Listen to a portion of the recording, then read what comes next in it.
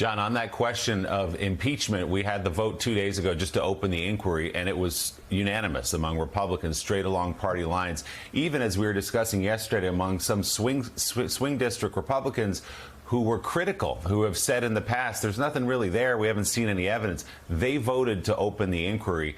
Was that to you a clear sign of Trump's influence? And were you surprised at all that at least that small handful of Republicans didn't go the other way? Yeah, I mean, I was looking at guys like Don Bacon in Nebraska, who's, a real rational member, who had talked about he wasn't sold on an inquiry and then turned around and voted for it. I think, honestly, I hate to say it this way, but I think politically there's no downside for them, these swing district Republicans, voting for an inquiry. They believe that they're not. Biden is, for better or worse, he's not very strong in the polls, chiefly because of economic issues. Like, opening an inquiry doesn't hurt them. It buys them some time with conservative groups on their right who'd hammer them if they voted against it. So I think they're looking at their own base and saying, I've got my primary coming up. I got to go, I got to file and run. So, voting for an inquiry is one thing. Now, we'll have to see how well the White House does in rebutting this stuff. Up until now, the White House has pushed hard, but I think it's dramatically upping its case there. And they need to do this. They need to push back against this and say there's no real evidence that Joe Biden did anything wrong. I think the White House has done you could say what you want about Hunter Biden. I mean, that scene the other day was extraordinary. I haven't seen anything like it in my time. But they need to push back on this harder. So I do think it's interesting that these swing district Republicans found that there's no real downside for them voting for an inquiry. Well, two things. I'm so glad you brought up Hunter's press conference the other day. This is not a guy. I don't think this is a guy they want to take on publicly, which is why, even after he made the recommendation that they would do it privately or publicly. Comer made that recommendation. He melted like a little snowflake when Hunter actually took him up on it and said, okay, I'll come testify publicly.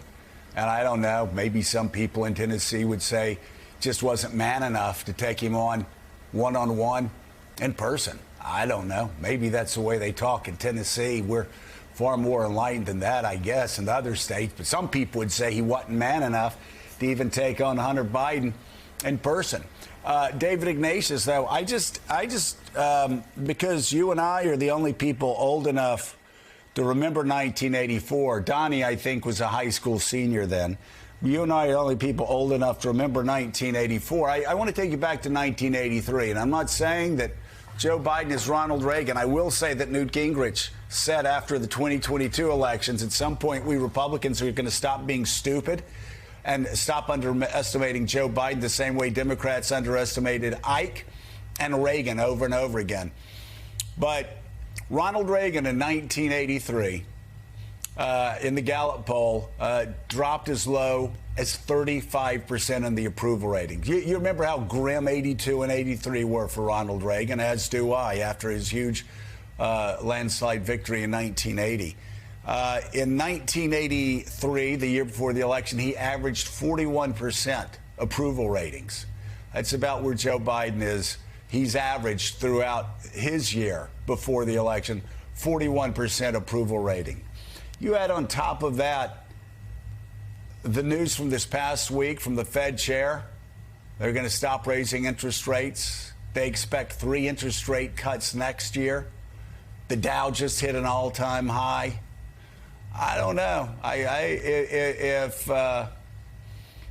If I'm in Joe Biden's camp, despite all the negative headlines, just like the negative headlines Reagan got in 83, I'm looking ahead to some bright, sunny days in 2024 economically. I mean, this talk about morning in America. You can stack up Joe Biden's numbers right now economically, where what Reagan called morning in America, and Biden's already doing better.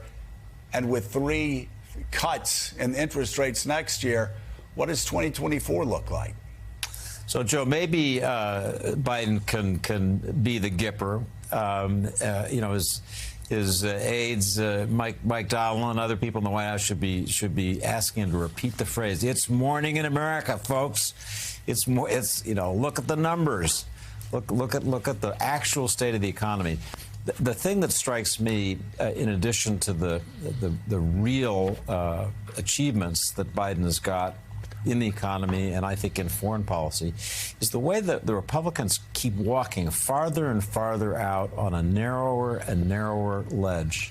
And at some point, I just have to believe they're going to fall off. The country simply isn't with them on many of these issues that they're being so strident about. And you know that sensible Republicans in the Senate understand that. That's part of why they're weary. What has infected the Republican caucus in the House, I don't begin to know. Maybe trying to force a real border deal not force it, but offer it on the part of the Democrats. The issue the Republicans seem to care most about is a good strategy in trying to break this logjam. But again, this is a narrow ledge the Republicans are on, and they may well fall off.